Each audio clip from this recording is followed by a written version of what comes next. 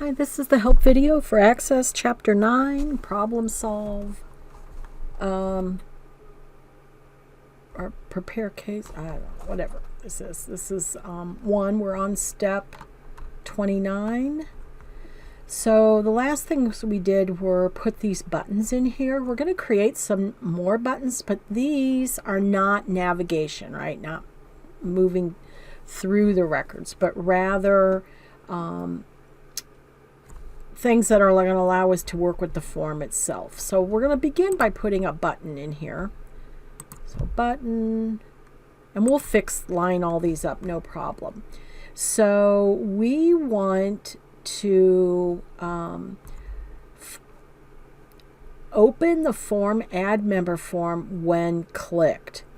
So what does that mean? So we're in the lessons, right? And we know that this is a child to the member, right? So a member has to exist before we can add in that they have a lesson.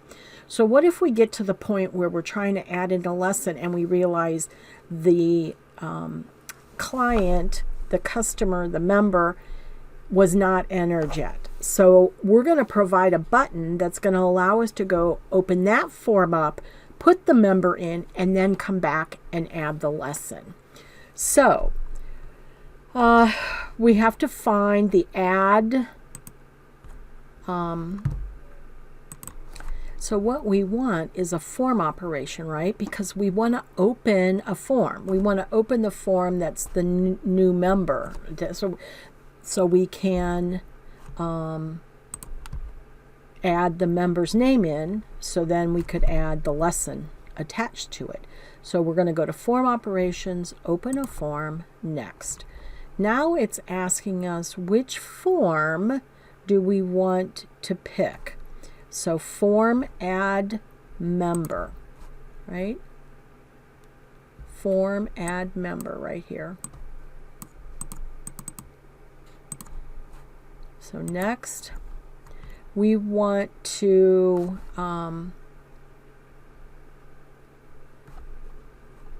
what do they want us to do here? Use when clicked. Put the form, use the add member for the button and name it. Okay. So we're going to open the form and show all records. The text is going to be changed here. We're going to make it say add a new member. All right, let's see here. Use the text, add a new member for the button. Next, and the name of the button is add member. Finish. So now we have a add new member that's going to open up the new member form. We can put the member in, we can return back here and then apply the lesson to it.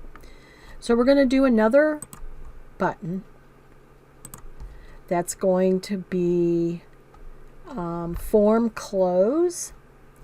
So let's look for what we want to do. So we're going to close the form. So we're in a form operation, close form. Next, check the text box and let's make sure accept the default text for the button, so close form, but the name attached to it is CMD close form. All right, finish. So we're done with 29.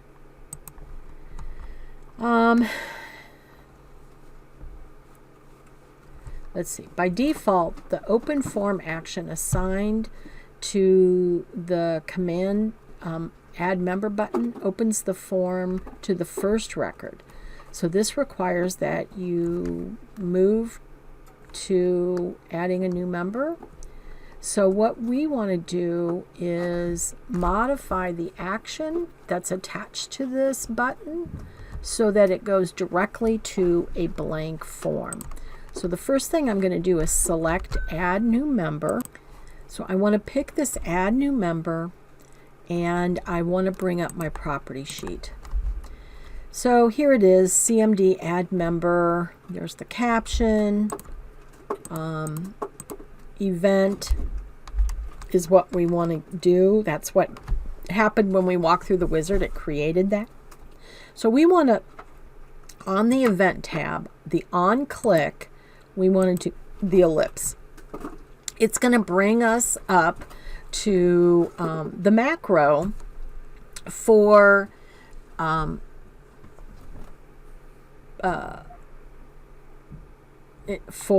this button, right? So what we want to do is inside the data mode field, we're going to click add. So let's do that. So all I did was click next to data mode and I want to pick add. So what that's saying is, hey, open this form so I can add a new record, not edit one, add one. So I've changed that.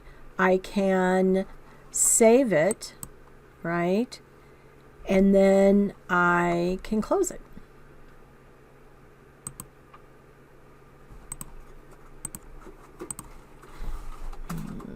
Pick the close button here.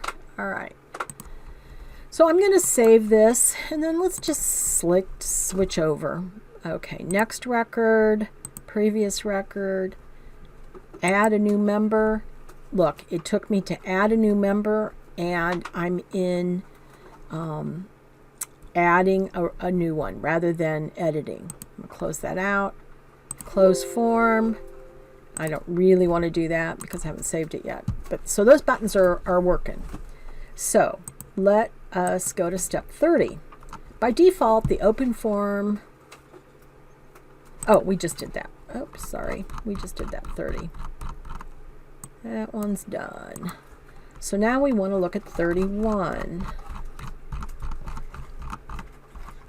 You can use the grid lines to control the form manually, or you can use the align tools. Using the align tools, that's how I do it.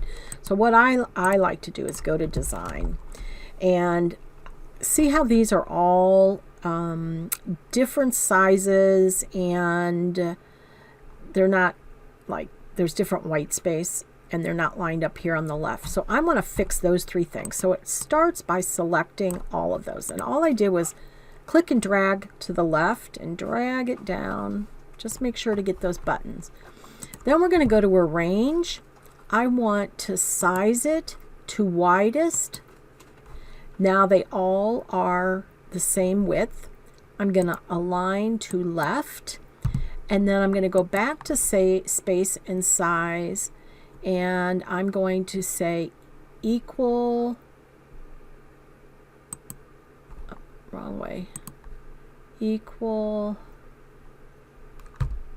vertical. So do you see how that shifted up? And if I wanted a little bit smaller, I can decrease vertical, right? Bring them a little tighter. So right here, after you select them all, this arrange and these two things here, really the sizing and ordering is where you want to go. So I'm going to go ahead and save that. And we're done with 31. Let's look at 32. Once you have the navigation buttons on a form, the navigation bars that are part of the normal form can be hidden, right? So if I look at this form right now, do you see I still have these duplicate, right, record movements, but I don't need that because I have previous, next, all here. So I want to hide these lines so they're not there. So let's go back to design. So I want to select the entire form. So I'm going to click right there, that little box. I'm going to go to my property sheet, and I want to double check that I'm looking at the properties for the form, because the navigation is about the form and not any object on the form. So what we want to do is in format, on the form property sheet, we want to find where it says navigation buttons. Right here, I'm going to say no. And then record selector, Let's find that. We want to make that no also.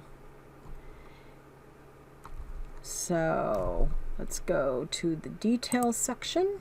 It's going to say detail.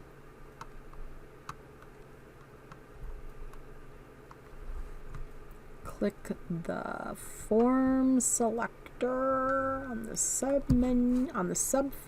So we're going to do this, and we're going to do the same thing, right? So we did it for the main form. Now we're going to do it for the subform.